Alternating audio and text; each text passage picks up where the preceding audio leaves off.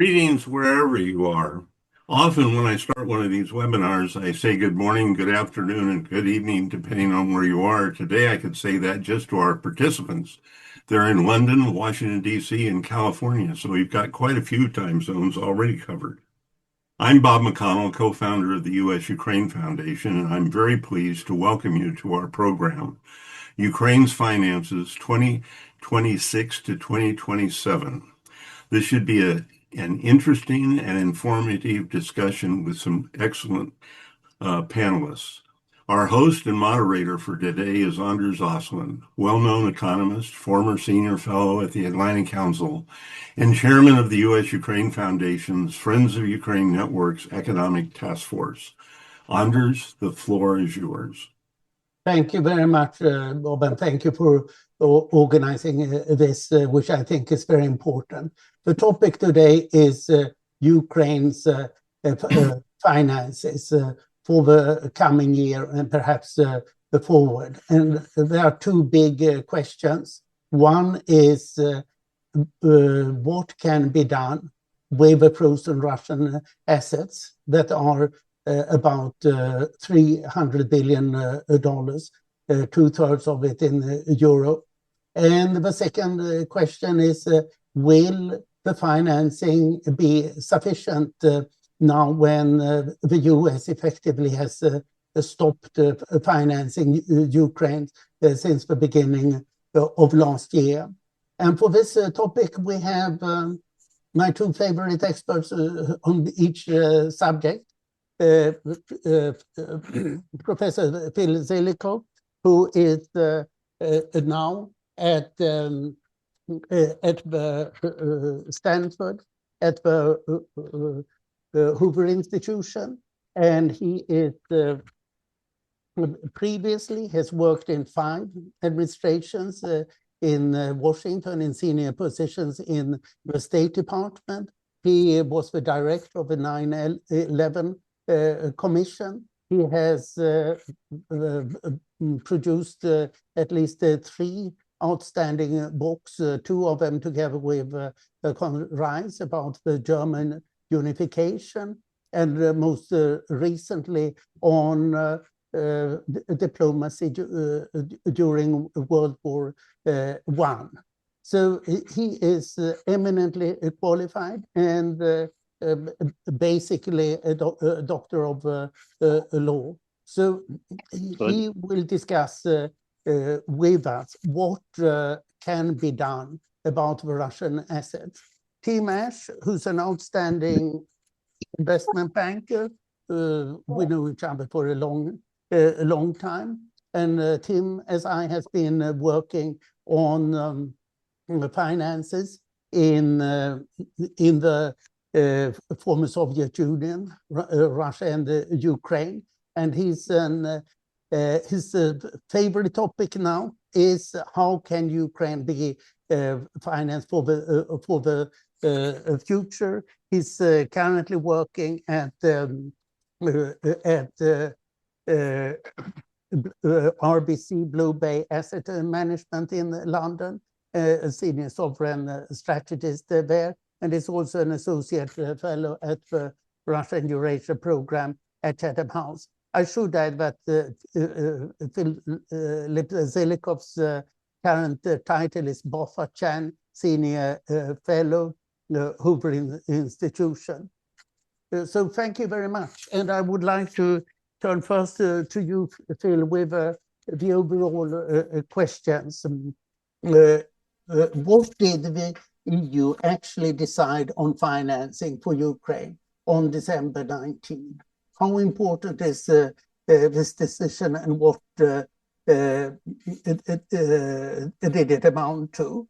And then the big question that you have written very extensively and excellently on, what will and should happen to the frozen Russian assets, not only in the EU, but also elsewhere in Japan, Britain, Canada, and the US. Please, Phil, the floor is yours. Okay, thank you, Anders. It's a pleasure to be with you and with Bob McConnell.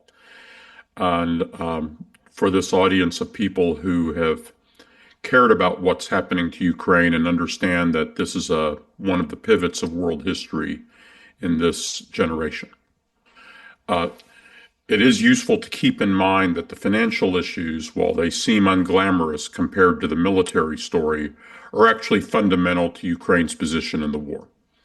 Ukraine's ability to stay, this is a war of attrition. Ukraine's ability to sustain the war of attrition turns on finances, including finances for its defense establishment. So the issue is simply fundamental. The Russians know this. So the issue of what to do with the Russian assets is one on which the Russians have used all their possible instruments to keep this from being available, because they know that it will make Ukraine's war effort much more sustainable. So that most of what the Russians have been doing to stop this is in backroom diplomacy that doesn't show up in the newspapers. And it has had some effect, along with the general reluctance of the financial community to do anything that touches investments of countries anywhere, actually. So what the fundamental thing that happened in 2026 is that the United States stepped down from financial support of Ukraine, which had very large effects. However, on the other hand, Germany stepped up and helped, along with the leadership of the European Commission, which is also German-led, Ursula von der Leyen and her chief of staff, Bjorn Seibert, made a massive effort to try to finally make a decisive move on the Russian assets. The Russian assets had been tapped in 2024 with important leadership out of the Biden administration to try to cobble together a temporary solution that could get Ukraine through the year 2025. Everyone knew that that effort would not be good enough for 2026 and beyond. And when with the U.S. stepping down, somebody had to step up or Ukraine's war effort faced possible collapse. The Germans and the European Commission stepped up. They were partially successful in their efforts. And so here's what they did. They did two things. First, they used a procedure unprecedented in the Ukraine war context of using emergency powers to override the vetoes of small pro-Russian countries and lock up the Russian assets under European law until Russia pays reparations to Ukraine. Basically does a peace deal that pays reparations and compensation to Ukraine.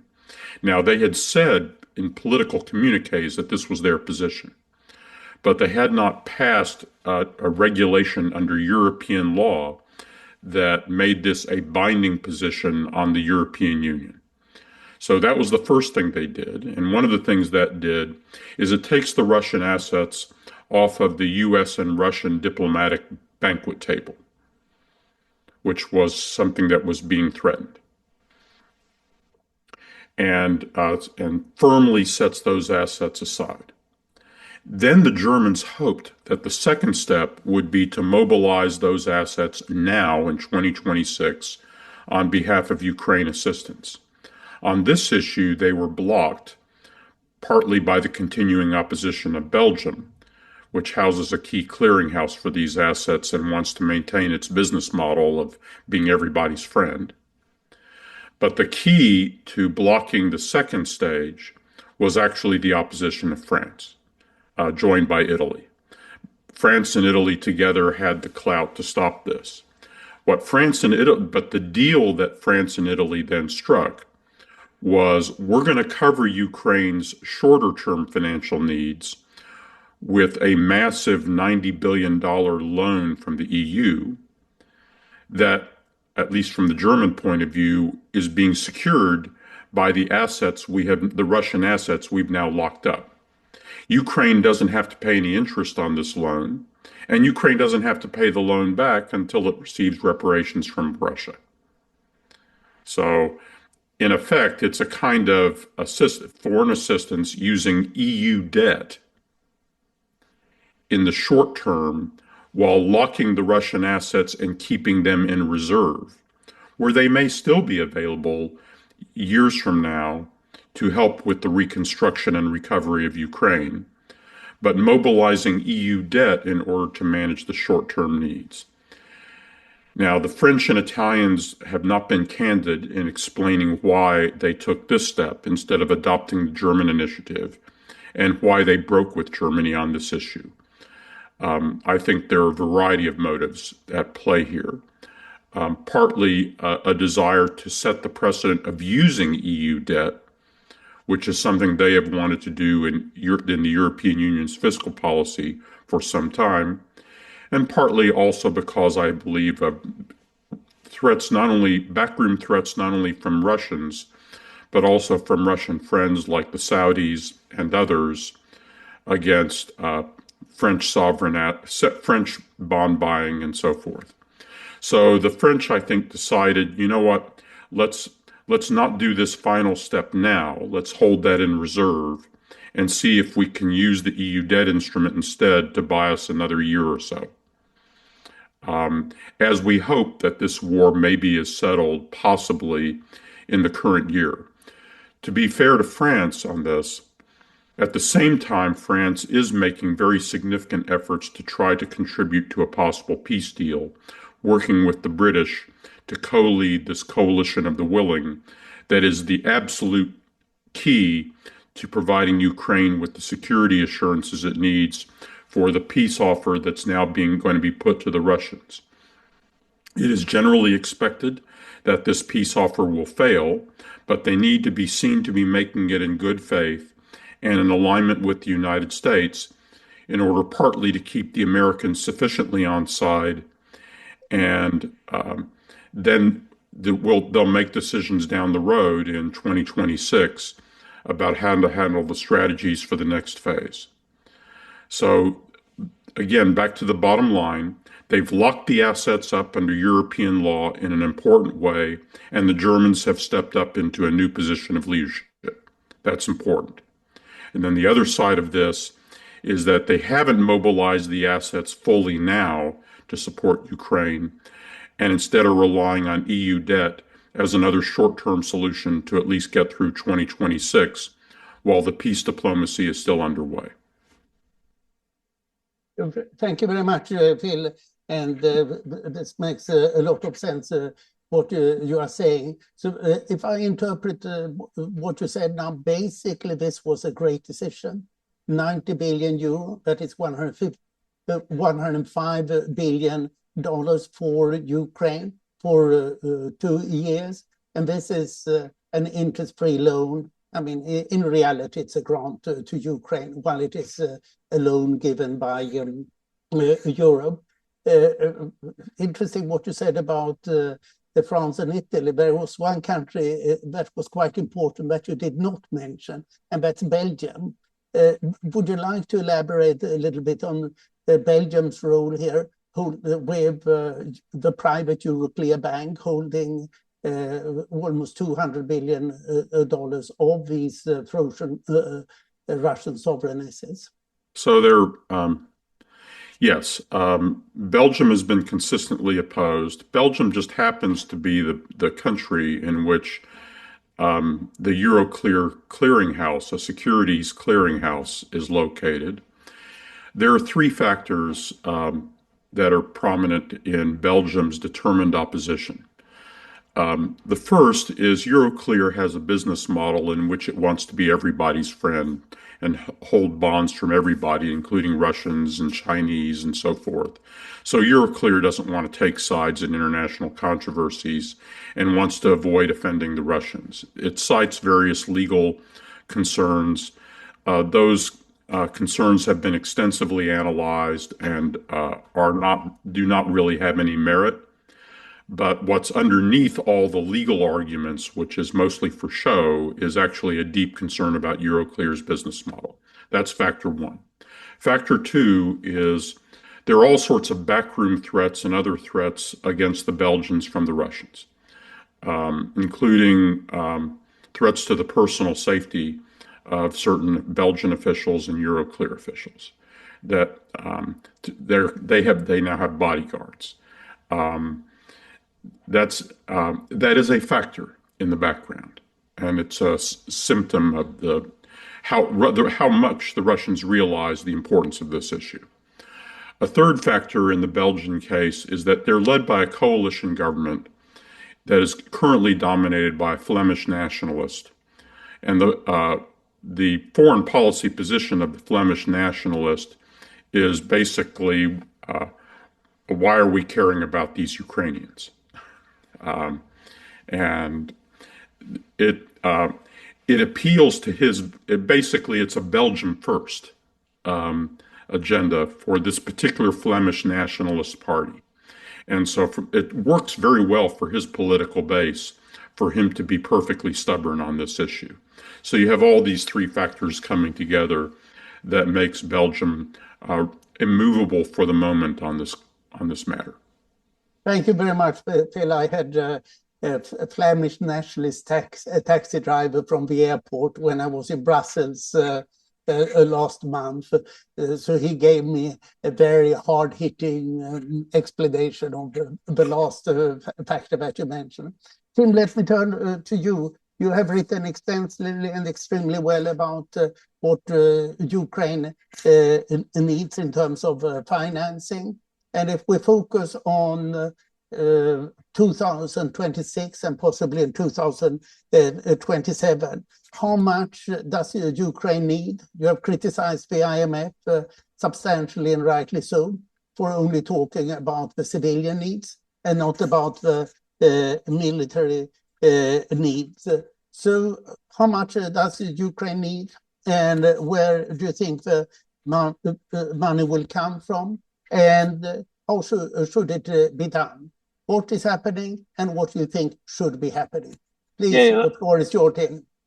No, thanks very much. Great. Thanks, Anders, for organising this, and thanks, Phil, for the introduction and the comments about the legal and the political angles of it.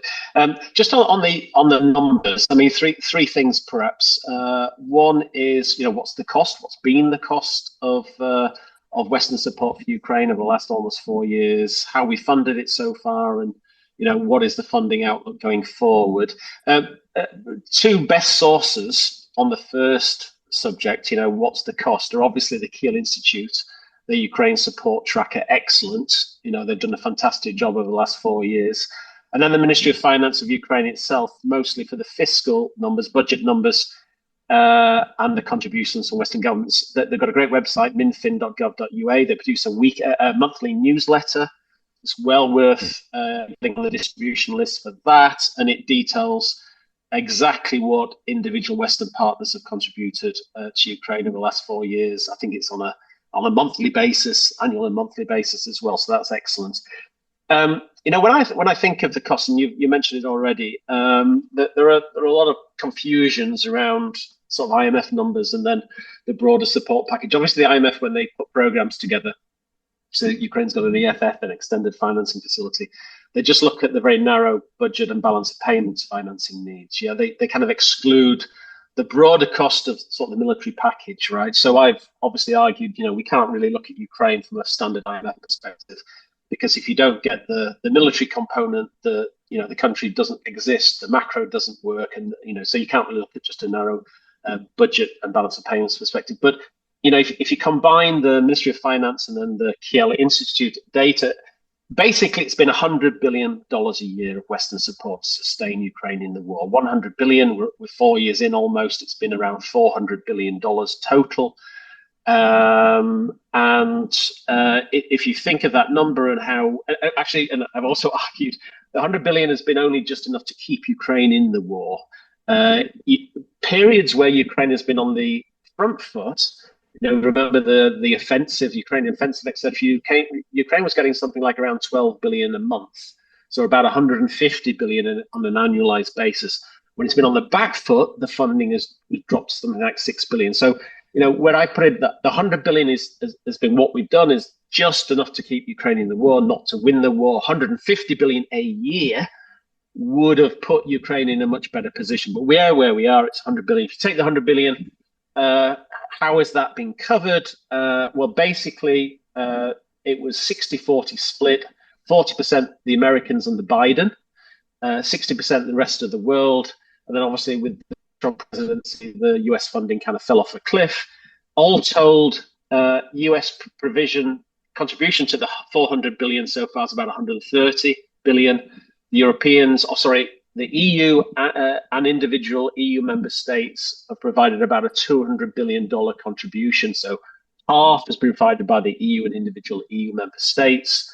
So you get 200 plus 130, 70 billion gap. There's about 30 billion from IFIs, and the balance is Japan, UK, Canada, and a few others. So that's how you get to the 400 billion.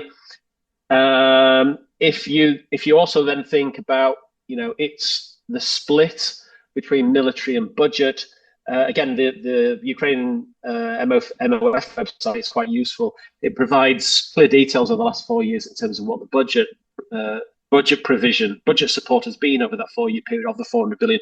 It's been $160 billion of budget and balance of payment support of the 400 billion. So again, it's a 40-60 split.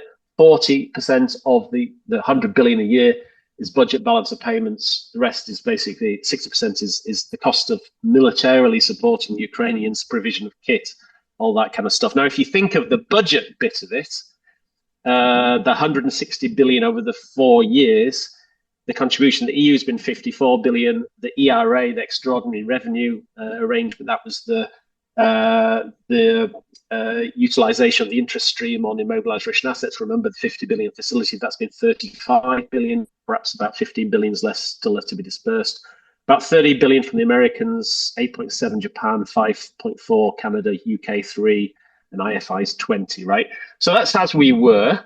The two challenges that presented themselves middle of last year, towards the end of the year, was firstly how the West was going to fill the fall off in US financial support, right? That 40% of the total, so roughly 40 billion a year, more or less.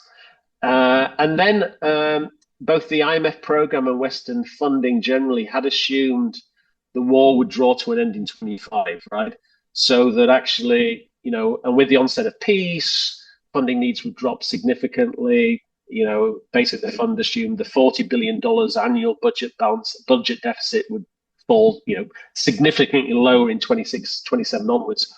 That's clearly not the case, right? We're in a long war scenario where, the overall funding need is going to be 100 billion at least.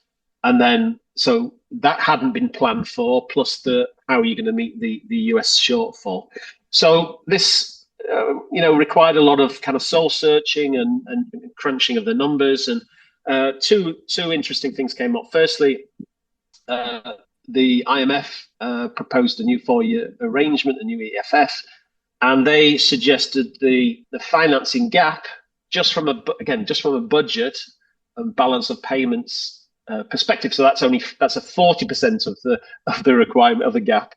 They suggested the financing shortfall for an EFF for a 4-year period to 29 was 136 billion, 136.5 billion dollars, and the gap for 26-27 was 63 billion, right? So that's just budget and balance of payments.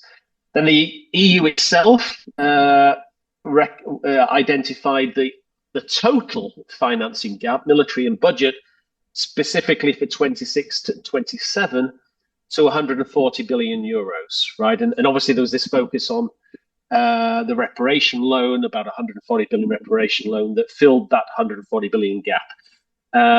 So again, just going back to the differences between the concepts of what the funding is. So the IMF's specific budget and balance of payment shortfall for the next 2 years was 63 billion. The EU assumption of the overall shortfall military and budget was 140 billion euros, right? They are consistent with each other.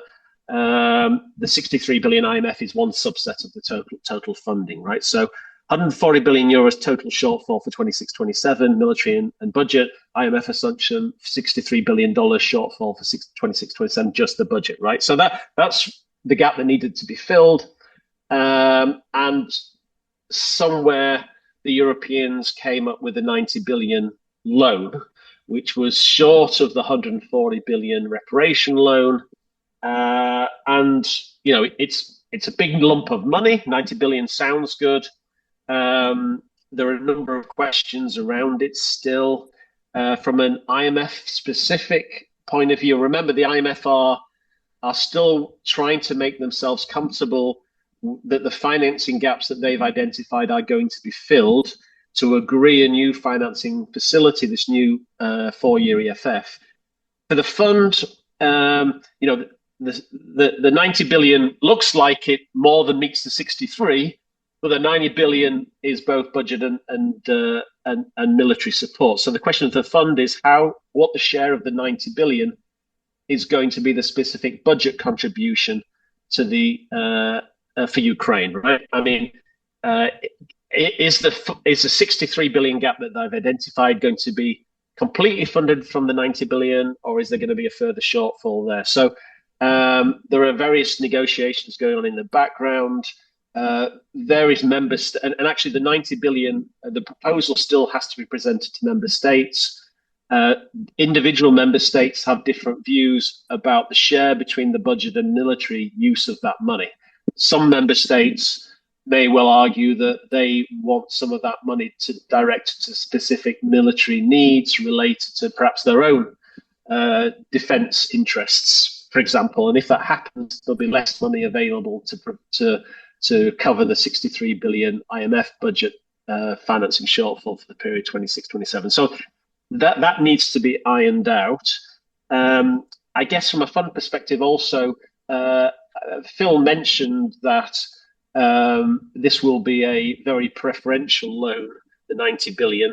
I think the funds still need confirmation of that. It's important because if it's a loan only in name, so essentially there's no interest attached to it and there's no specific repayment schedule or assumption, it will fall outside the perimeter of the DSA. I mean, just to think about it, if Ukraine is saddled with another 90 billion euros of additional debt, that's 50% of GDP, the country's debt GDP ratio will go, you know, crazy. And perhaps if this is actual debt, it will probably require another treatment of the existing debt liabilities. You know, we just come out of various Eurobond debt restructurings with a warrant restructuring quite recently. So that's pretty important from the IMF, right? So that, you know, it wants to see the specific form of this particular loan before it becomes comfortable with the debt matrix, but also it wants to be clear that it's the 63 billion financing gap it's identified is met with sufficient financing assurances. So that's a question mark there. I guess a couple of issues really also for me is that, you know, the challenges perhaps going forward, I mean, it appears as though this significantly meets Ukraine's financing needs for the next couple of years, right? The question is, how is that gap between 90 and 140 that the EU identified, how is that meant to be met? Probably the answer is that there's still money left in the ERA. I mentioned 35 of the 50 have been dispersed. There was probably some pre-financing of Ukraine in 25 that could carry over into 26. And then the assumption is other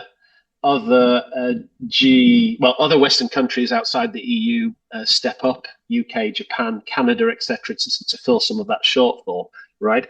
I guess I'll end on this one. I mean, I guess the other perhaps question mark or challenge is, the actual situation on the front line and how that impacts on the macro, right? I mean, if the status quo is maintained, then those numbers kind of add up. If you see a deterioration in the military situation, sufficient that it could, or let's say Russia steps up its attacks on Ukrainian infrastructure, and that causes significant damage to Ukraine's GDP. I mean, we've all been pleasantly surprised by the durability of Ukraine's macro. You know, the economy is growing. It's been resilient, but if something changed where Ukraine's GDP moved significantly negative and it put upward pressure as a result on its deficits, that would mean an increased financing gap in addition to the assumptions already made by both the IMF and the Europeans. So again, it's the numbers I've mentioned are dependent on very uncertain macro assumptions, right? So that's about it. I guess maybe the only thing I would say, the other insulating factor perhaps also now is that Ukraine has built up significant foreign exchange reserve buffers, right? They're at record highs, $56 billion. Again, that's a year and a half more or less of budget needs, budget and balance of payments needs if required. Although, again, you can't really think that way. You've got to think of the overall 100 billion annual financing need for Ukraine military and budget, right? So that's kind of where we are. We're still waiting for details from the Europeans in terms of this loan facility. The IMF is still thinking about that and what it means for the ability of Ukraine to repay its any debts that the IMF extends to Ukraine going forward, because ultimately that's what the IMF cares about, right? So I guess that's where we are. Thank you very much, Tim. And let me tell the audience, please, if you have questions, write them briefly in the Q&A, and I will read them out to Phil and Tim. And let me just comment here a little bit, Tim. You mentioned UK, Japan, and Canada.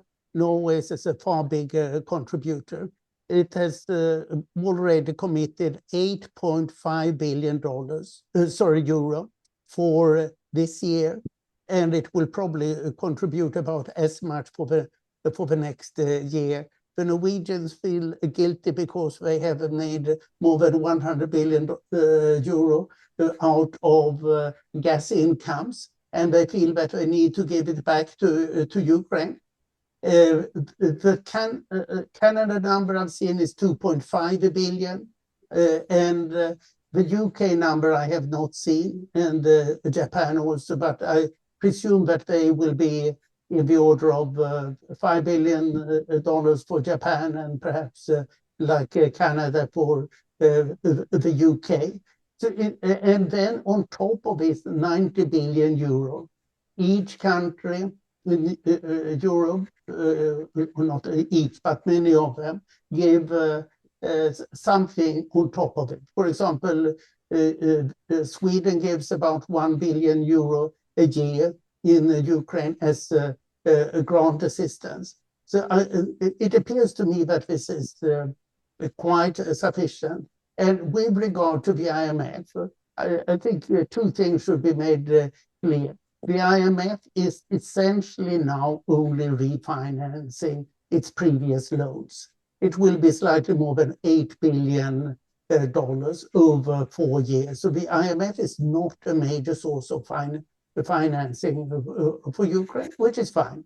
The financing comes from other sources. The IMF is important for providing the standard, as you effectively said.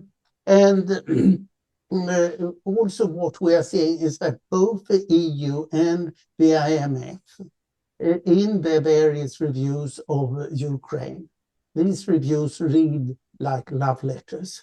You hardly ever see the IMF being so positive on any country and they have now done 8 reviews quarterly, perfectly on time. That has never happened with Ukraine before, that everything has been on time and so positive. So as you implicitly said, the Ukrainian macroeconomic management has been outstanding. And you mentioned here the big reserves, currency reserves that have never been made. So doesn't this, I give you a general question, doesn't this give you a positive outlook? No, I mean, we'd all agree. I mean, the macro resilience of Ukraine since the full-scale invasion has been extraordinary, right? And I would say it's a reflection of a few things. I'd say it's a reflection of the reform instigated since 2015 at the National Bank, Ministry of Finance, clearing out of the banking system, obviously the pre-bank thing. you know, and the second is, you know, the Western support, right? The fact that, you know, that Ukraine has got 40 billion a year more or less in budget and balance of payment support. You know, reserves are where they are because the West has, you know, on again budget and balance of payments provided significant stabilizing financial assistance, right? I mean, that's the reality. I mean, you've had lots of experience in SOEs and governance in terms of corporate governance, and obviously the corruption issue and all those kind of things. We all know that at the micro level, things are still very challenging. But the big win, the big success since 2015 was reform of the National Bank of Ukraine and the banking system and the Ministry of Finance more generally, right? And macro management.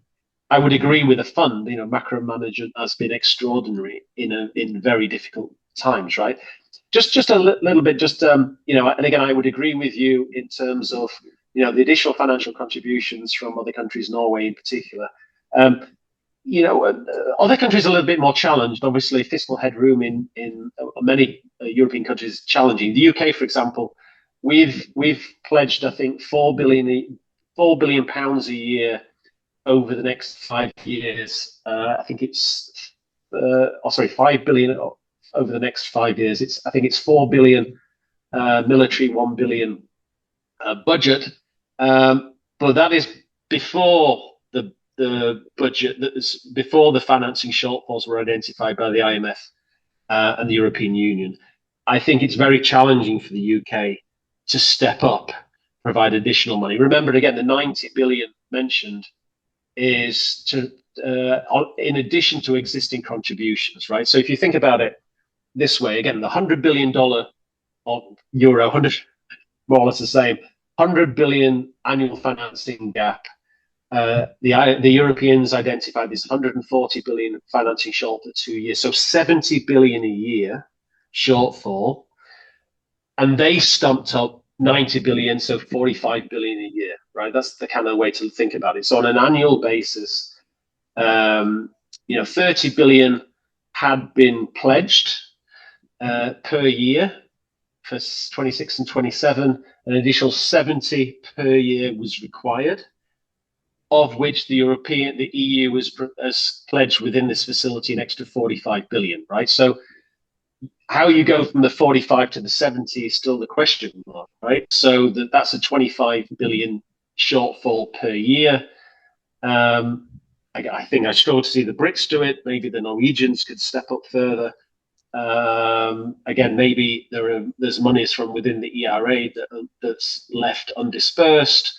Maybe again there was some pre-financing, but you know, this is I guess the minimum required to sustain Ukraine for the next 2 years. I mean, there was a lot of messaging, you know, in the run-up to the Brussels summit that, you know, with a reparation loan, that if 140 billion had been pledged, that it would send a very strong signal that Ukraine financed for 3 years. You know, the fact that it's 90, not 140, is a bit disappointing. You know, it is funded. It's funded just enough, probably. But as I said, I mentioned 100 billion is just to keep Ukraine in the war.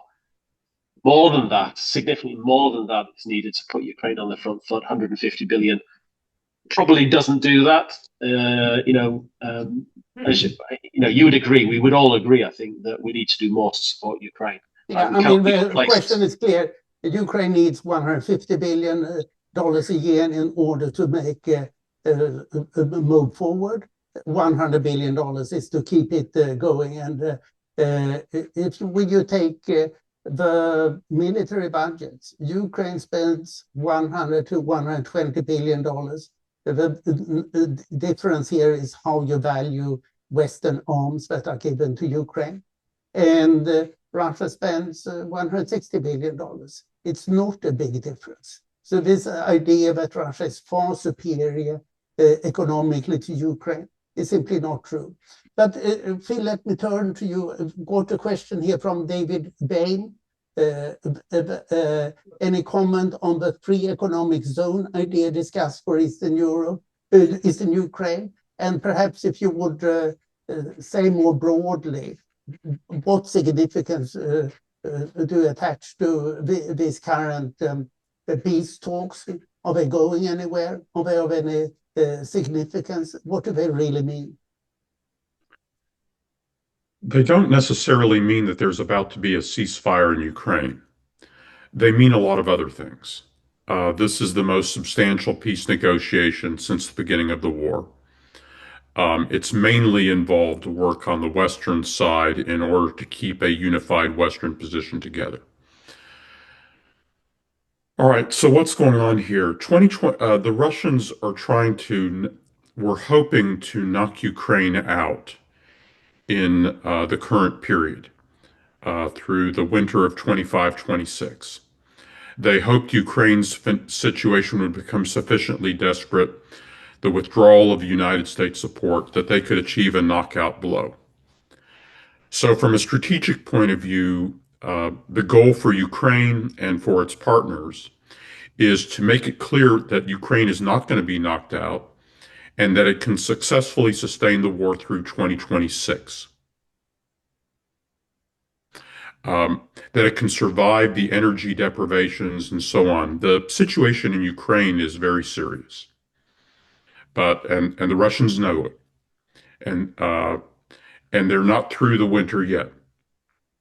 This is in some ways the most serious period of the war since the first month is going on now. If Ukraine gets through the winter, it's clear that they can be sustained through 2026. The calculations get more difficult for the Russians. The Russians are now beginning to finally run into manpower problems, and they have serious financial and economic issues that are long-term and gradual, but do get at them eventually. And the Western Europeans are finally getting their munitions industries more in gear to supply Ukraine with important weapons. And the Ukrainians are bringing some very significant drone systems online in 2026. There's an important New York Times article by C.J. Chivers over the last weekend that folks should read very carefully. That's very thoroughly reported.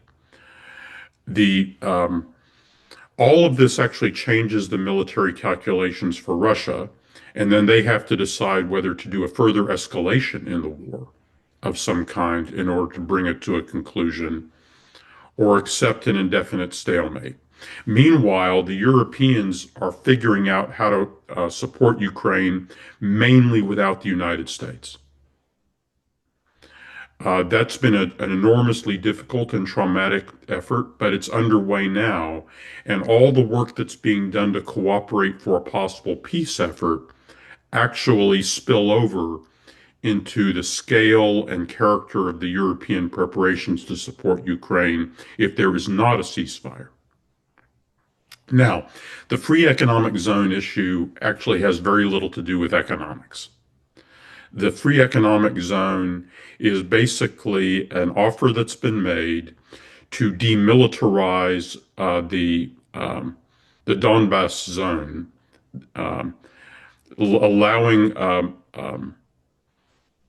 allowing the zone to remain under Ukrainian civil administration while it's demilitarized and regarded as a subject for future negotiation, in which neither Ukrainian military nor Russian military occupy the zone. That's the proposal that's on the table. The proposal is modeled on historical precedents. I won't bore you with it. Probably the most relevant one is something that only people like me know about, having to do with the Free Territory of Trieste that operated between 1947 and 1954. Anyway, that in turn was modeled on a bad precedent to do with Danzig in the interwar era. The point is that to give the Russians something on the Donbass without the Ukrainians actually abandoning the territory to Russia.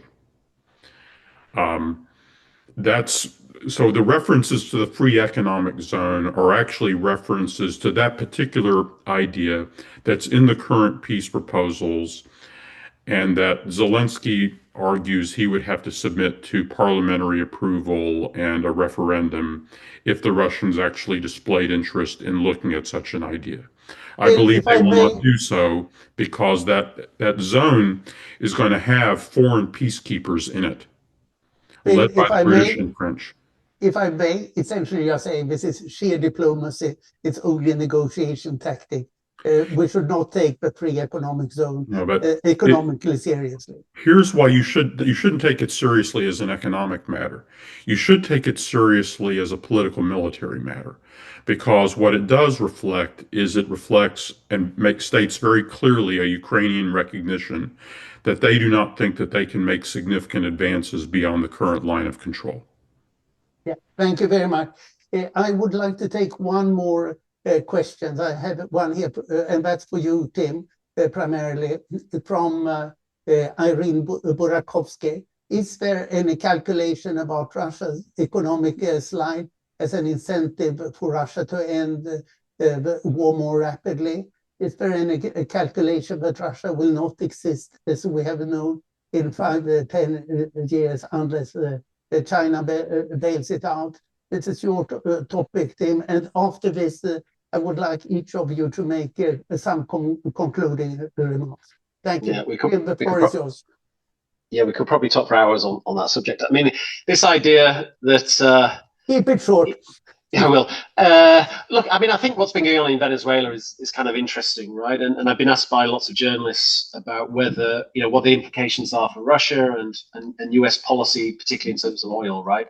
I think there are two things to note. I mean, I think Trump's policy of trying to keep oil below 50 and his idea that somehow to control the oil market is definitely worrying for Russia and worrying for Putin, right? I mean, you think of 40% Russian exports are energy related. In the period around the full-scale invasion, oil prices obviously increased, oil and energy pricing increased. The Russians were getting something like around €1 billion a day from energy-related exports. As a result of sanctions, the oil price cap, the Lukoil Rosneft recent sanction, and the generalized much reduced price of oil in general for other reasons, like slowing of the global economy, all those kind of things.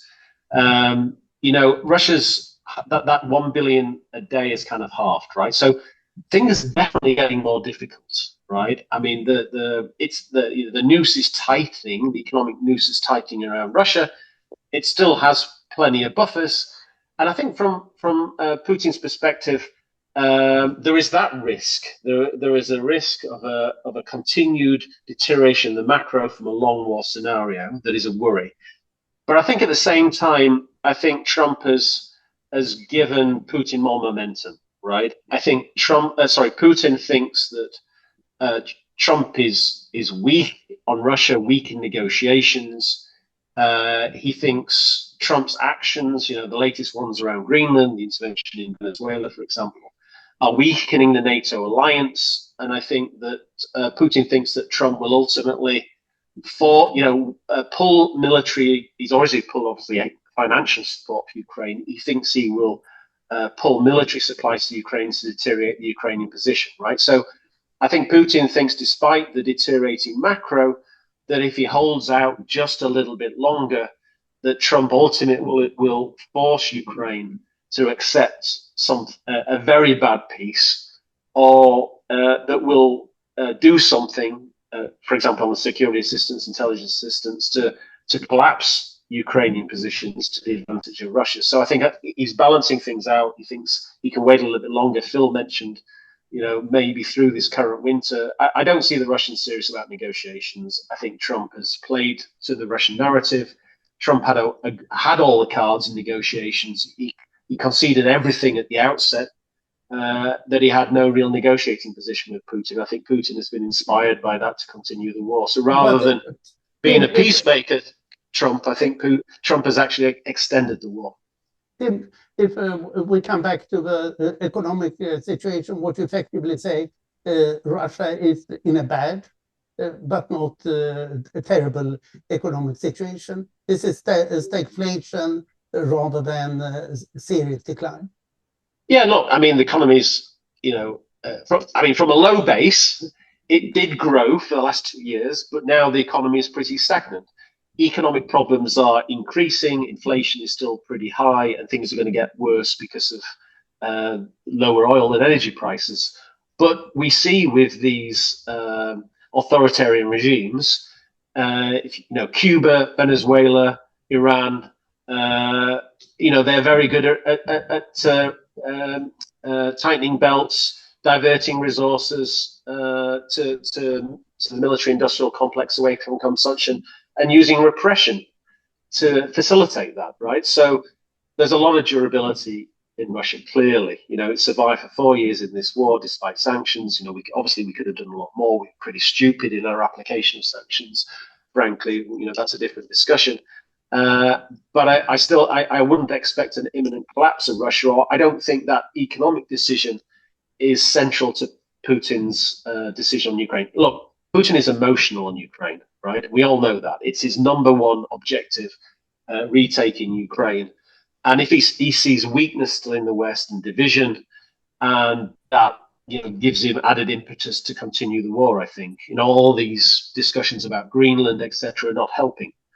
Yeah, thank you very much. That's very much a your answer. If you, in a few words, for a minute or so, each could say, how do you look upon the Ukrainian finances now? Are they sufficient?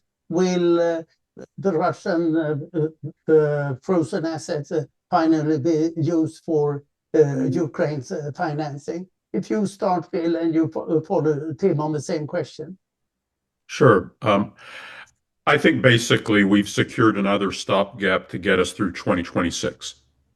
I don't think it's a sufficient resource to, if the war continues at its current pace into 2027, I don't think this will be sufficient. But if the war continues on its current pace through 2026 and into 2027, we're going to need to revisit the financial issues and a lot of other things in the latter part of this year. And I think the Russian asset issues will come back on the table. And they'll come back on the table in a different set of political circumstances because because the political and military situation involving Russia will have changed by that time. And the assets issue will be reconsidered. If they're, so financially okay for 2026, doesn't solve the problems for 2027. We're going to have to revisit those problems later in 2026 if the war is continuing at its current tempo. Thank you. That was very much how I interpreted what you said before, that the frozen Russian assets may eventually be used. Yes, and then the longer term reconstruction and recovery costs, which are enormous, including the cost for a successful EU accession. The Russian assets are clearly relevant to those questions too. In addition to the urgent stuff that has to be done just to repair and rehabilitate enough Ukrainian infrastructure to keep Ukraine in the fight. Thank you very much, Phil. Tim, what's your response? Yeah, no, I agree with Phil. I mean, it's a stopgap. It's just about done enough. But actually, just going back to the immobilized Russian assets, I mean, despite the disappointments that the European Council decision in December, the positive is that the assets remain untouched. And as Phil already mentioned, the big plus from the December Council decision was within Europe, in particular, the assets are now almost permanently immobilized, subject to a peace agreement and reparations agreement, right? So the 6 monthly sanctions rollover risk has kind of been taken away. So they're there, they're secure. And I should say, Phil and myself are part of various working groups around the immobilized Russian asset. And this is a message both to Belgium and President Putin. I can assure Belgium and President Putin that people like Phil and myself, and I think Anders, you're in the club as well, we are still very energized, completely energized to make sure that these assets are ultimately utilized in full for the benefit of Ukraine. We're not going away. We've learned an awful lot over the last 4 years, and particularly over the last 3 months. I think we beat Belgium in terms of the arguments, and we're going to work extra time to make sure that these assets are actually utilized for Ukraine. Thank you very much, Tim. And of course, this is very much why we're holding this webinar today, to make sure that these things happen. And I would like to thank both of you and the Friends of Ukraine Network and the US Ukraine Foundation. And here I'm happy to see Bob McConnell popping up again. Thank you, Anders. Anders, excellent discussion. I certainly learned a great deal and hope our audience appreciates the expertise that was presented to them today. I took so many notes, I have to comment that I hadn't heard about the Belgium officials feeling the need for bodyguards due to Russian threats. I think publicizing that certainly would underscore once more just who the West and Ukraine are facing. Enough for me. We thank all of you for your time and efforts not only on this webinar, but on behalf of Ukraine and national security interests of the West in Ukraine. With that, thank you all. Goodbye, and appreciated your participation. Thank you very much.